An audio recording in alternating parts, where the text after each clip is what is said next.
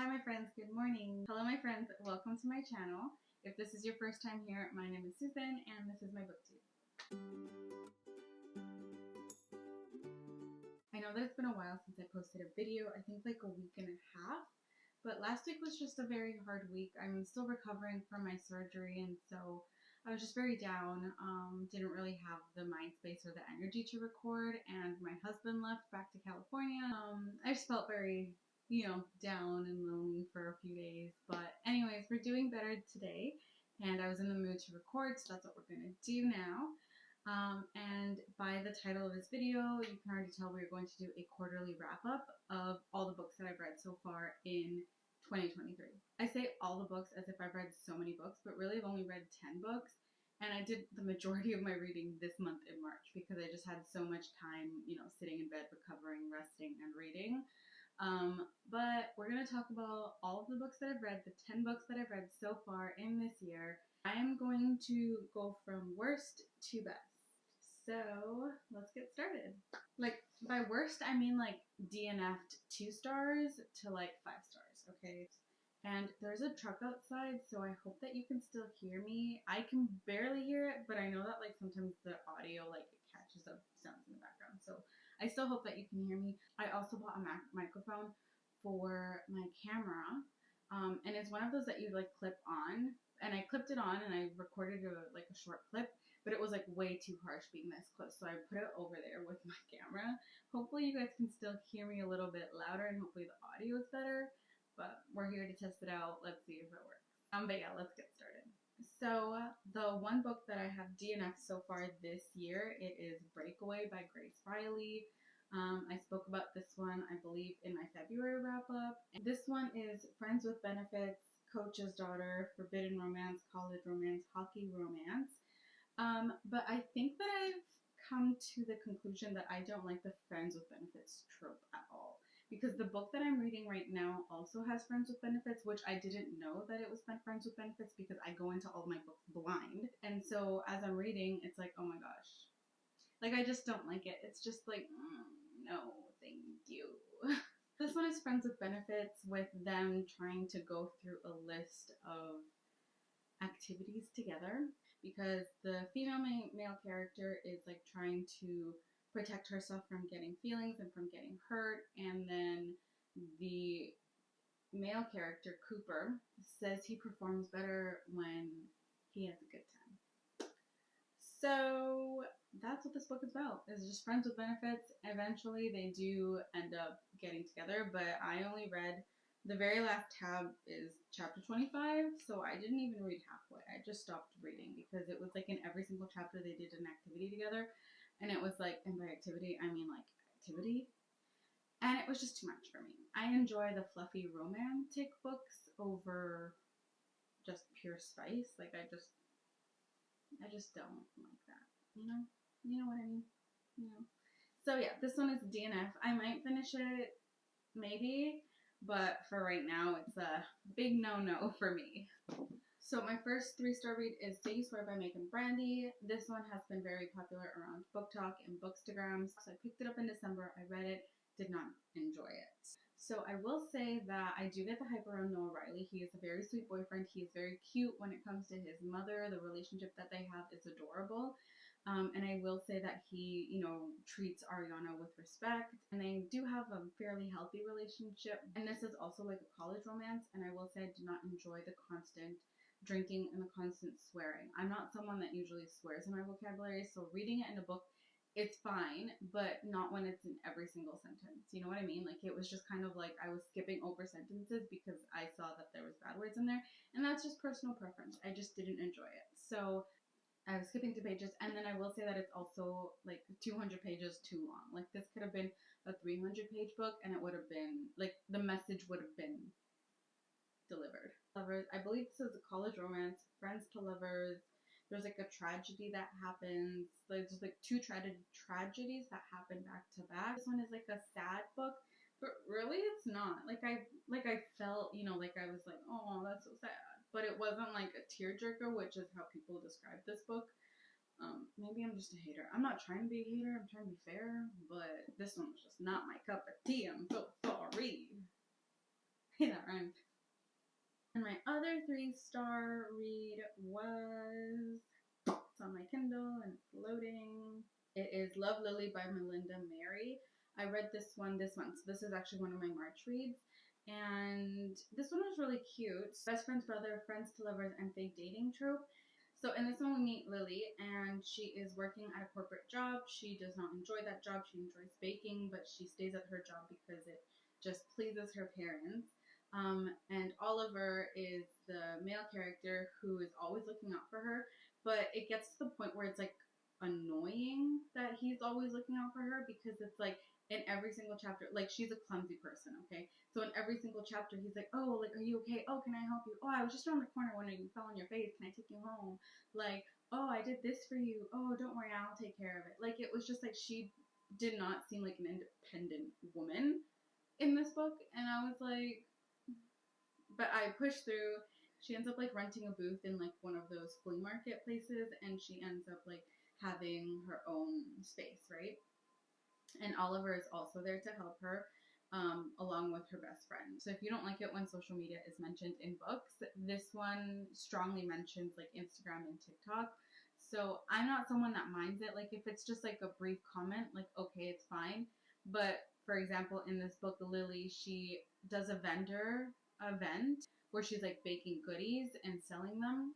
And from one day to the next, she creates an Instagram account and it like completely blows up. And then she creates like a TikTok account and it completely blows up. And then in the entire book, she's like talking about how she became like Insta famous like overnight.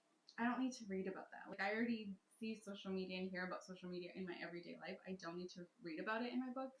So that's why I gave it 3 stars. I also did not enjoy the relationship that they had as much as I thought I would. The idea of the female character, you know, being in love with baking and like having her own shop and everything, and falling in love with her friend and her best friend's brother, like it's cute, but I just don't think that the execution was there.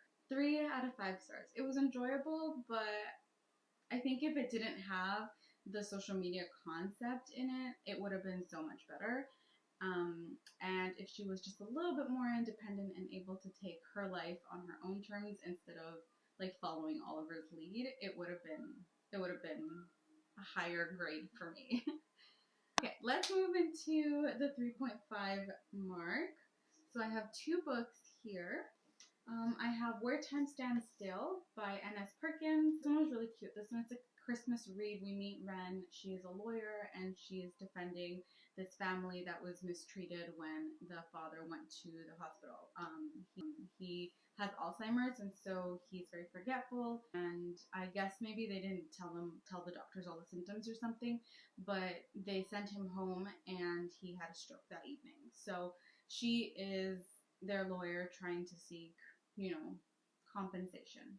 So in this book, she meets the son of the family, and his name is Aaron. And so Aaron is like taking over the family business, and he's also caretaking for his mom and his dad. When Ren comes into the picture, he's also like in communication with her about the family business and just like making sure that he stays on top of everything that she's doing for the family. It is around Christmas time, like I said, so there is a Christmas tree farm that they run, which is super cute. It's close proximity, Christmas time, friends to lovers. There's dogs in here. There's a bunch of snow. They're cute. They're playful. It is a very like rom-com Christmas novel. So this one is a 3.5. And then my other one is Meant to Be by Lauren Jackson. So this one was also one of my March reads. This one is Second Chance Romance, Small Town. He Falls First, bad boy vibes. So this one we followed Josie, and she's going from big city to small town, which is her hometown. She's running away from an abusive boyfriend, so just keep that in mind when you're reading this book. And she's just wanting to start a brand new life. She's made a few bad decisions, you know, in her life. And so as she's going back home, no one's really happy to see her, including her own family. Because when she initially left the small town, she left on very bad terms. She left when there was a rumor circulating. She left with unsolved issues, and she never kept in touch with anybody. And so, like I said, no one's really happy to see her. She has to like rebuild all of these relationships that broke because of her and the way that she acted. And so she's renting out an apartment, she finds a job, she tries to build relationships, she gets back into a relationship with her ex-boyfriend, which is the man that she was dating when she left the first time. She gets into a relationship with him because he's a safe choice, but her heart has always been with the bad boy, which his name is Harley. And he has always loved her. He has always waited for her. He has always chosen her. And so in this book, we get that. We get them finally having a conversation. We get dual timeline. We get feelings on both sides, dual POV. And it's very good. It's very cute. I do recommend it. I've been in a second chance romance kind of vibe this month, so this was very, very good. 4-star reads are, I have 2 of them. So I have First Down by Grace Riley. So this was actually the first book to the book that I DNF'd for Breakaway. And this one is very cute. So this one's a football romance, college romance, fake dating. In this one, we meet James and Bex. And they both have to take the same class because they're both transfer students and this class didn't transfer over. So they're in the same class. That is how they meet. Bex is a photographer. She's really good at school, but she is in constant fight with what she's going to do with her life because her mother owns a diner and she knows that that's the family business, but she also wants to pursue photography. James is the football captain and he is just there to finish the school year, be drafted, and play professionally. But he needs to pass this class, right? And so they both get into an agreement. James agrees to fake date because he needs help in the class, so Bex is going to tutor him, and Bex agrees to fake dating because her ex-boyfriend, who is also in the football team, refuses to leave her alone, so if he sees her with James, then he's going to back off. So that's why they start to date. They eventually get feelings. It's fast-paced. It's a very short book, less than 300 pages. 4 stars for me. Other 4 stars is The Infinity Between Us. This one is another one of my March reads. I just finished it like last week. I really, really did enjoy this one. This one's like a book talk popular book. But this one we meet Violet and Will, and they have been friends for a very long time because their families are friends, like their parents are friends. And so they rent this beach house every single summer. They get together every single summer. They grow up together, and eventually, when they're grown up, they start to have feelings for one another. This summer in particular, they are ready to, take their friendship to the next level and be in a relationship together. But something tragic happens during that same summer, and then it's been 5 years they haven't spoken, and they finally see each other again at the same beach house because Violet wants to sell it and Will wants to rebuild it and keep it in the family. So that's what this book is about. They're both at constant odds. They're just wanting different things with each other, and Violet is wanting to just close that chapter and move on with her life, whereas Will is wanting to give it a second chance. And he says, we can do this. Like, we can do this. I know who you are. You know who I am. Like, we're good for each other. But yeah, so that's what this is. It's dual timelines, summer, second chance romance. So it is a little sad near the end because we get like the timeline from when they were dating, from that summer when they were dating to the summer where they're right now, like present day. So very, very good. 4 stars for me. Okay, and then my 5-star reads. So The American Roommate Experience is a 5-star read. This is the second book to The Spanish Love Deception. We meet Rosie and Lucas, and they are in an apartment, in Lena's apartment specifically. They decide to fake date. They decide they're friends. There's fake dating. There's one bed. They're just together for a few weeks. I think it's like in the summertime. And they're both there to support one another. Lucas is there traveling. He's also there because he refuses to just move back to Spain because he doesn't want to face reality, whereas Rosie is in the apartment because her apartment flooded, I think, or like the roof fell or something, and she's in Lena's apartment. She's like wanting to finish her romance novel, and the reason they start fake dating is because Lucas overhears Lena telling Rosie to go on dates so that she can get inspiration for her book. They both secretly have crushes on each other. They just haven't told the other person. So it is really cute when they go on dates because you see that Lucas really tries hard to impress her. He just puts a lot of effort into the dates and the ideas and the reasons behind it, and it's so, so cute. So this one's definitely a 5-star, one of my favorites. The other one is Better Than the Movies. I absolutely love this one. It's like a total high school rom-com novel. We meet Liz and Wes, and they're in high school, and they have this bantering relationship because they've grown up together. They've been friends a very long time. They both finally started driving, and there's only one spot in the driveway, like in the, I guess in the spots in front of their house, there's only one spot available, and so they're both constantly always fighting for that spot. They decide to fake date because there's this new guy on the block and in the school, and Liz really wants to impress him, and so she wants to look like she's desirable. And Wes secretly only dates her, secretly only agrees to it because he already likes her, he already has feelings for her, but he doesn't know how to say it. He just enjoys it for that reason, to be closer to her, but he claims that the reason why is because he's friends with the guy that she's trying to impress. That's it. I love that there's like movie quotes at the beginning of every single chapter. It just adds more to the story. It's so cute. There's a few rom-coms in here that I haven't even watched, so I'm definitely gonna watch them at some point. So these two are part of my March reads. Twisted Games. Oh my gosh, I absolutely loved this book. So I called the male character Rice because I didn't know how to say it. I was like, oh, Rice, Rice. It was just Rhys. I just thought it was Rice, but apparently it's Reese. So, anyways, we meet Bridget and Reese. This is the first one that I've read in the series. I have not read Twisted Love. I've heard a lot of contradicting things about it. So some people say it's really good, and other people say it's like the worst one in the series. So it makes people like not want to continue the series. And I didn't want to go in feeling like that. So I started with this one. And I'm so glad that I did because this one is so adorable. Oh my gosh, I felt like it was in like a fantasy world or something. Like it was just so beautiful. We meet Bridget and Reese, and in the first part of the book, we see that Reese is Bridget's new bodyguard, and so within the timeline of that first part, they're still trying to just start to work together, get to know each other, start to understand their dynamic as a princess and bodyguard. And he calls her like princess to be respectful, but it's so cute.